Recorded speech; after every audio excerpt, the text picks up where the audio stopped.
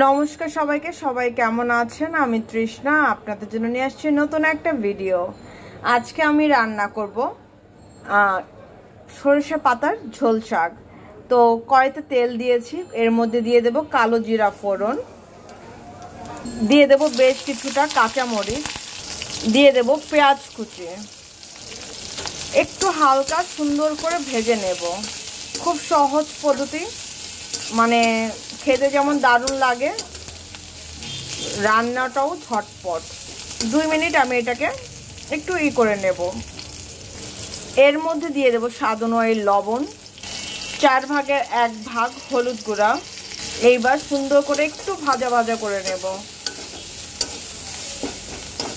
2 থেকে 3 মিনিট একটু ভেজে নেব। পেঁয়াজটা যেন কচকচ না করে মজে আসলে এর মধ্যে দিয়ে দেব কি সেটা তোমাদের সাথে শেয়ার করছি। চলো, এখন আমি দিয়ে দেব জল। এবার সবকিছু একসাথে মিক্সড করে দিলাম।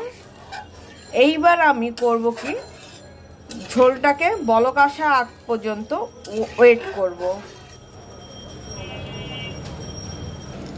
দেখো, এখানে আমি সরিষার পাতাটা সুন্দর করে ধুয়ে ঝরা দিয়ে রেখেছিলাম। যখন আমার ঝোল শাকটা বলক চলে আসবে তখন কিন্তু এই পাতাটা আমি আর কাটবো না। আমি এই পাতাটা এভাবে গোটা গোটাই দেব, শুধু এটাকে মাথাটা ফেলে নিয়েছি। এইভাবে যারা খাওনি একবার হলো খেয়ে দেখো, দারুণ লাগে কিন্তু।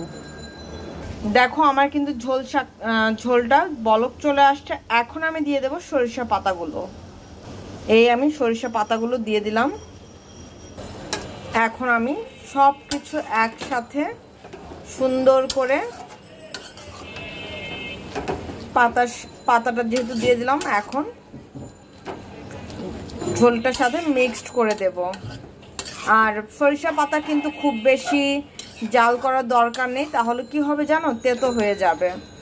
তো সব কিছু দেখো সুন্দর মতন মিক্সড করে দিলাম। এখন এটাকে ঠিক 3 থেকে 4 মিনিট জাল করব। তো চলো 3 থেকে 4 মিনিট জাল করি, তারপর তোমাদের সাথে ফাইনাল লুকটা শেয়ার করছি। তো এই হচ্ছে আমার সরিষা পাতার ঝোল শাক। কেমন হয়েছে? পুরো সিম্পল পদ্ধতি, যেভাবে দেখালাম, কিচ্ছু লাগবে না। যেভাবে আমি রান্না করলাম ঠিক ওইভাবে একবার হলো রান্না করে দেখো, ট্রাস্ট মি, দারুণ লাগে। ট্রাস্ট মি, শর্টকাট পদ্ধতি, 5 মিনিটের মধ্যে রান্না কিন্তু ডান। তো এখন আমি এটাকে নামিয়ে নেব, কোনো কিছু দিতে হবে না। তো চলো নামাই এটাকে।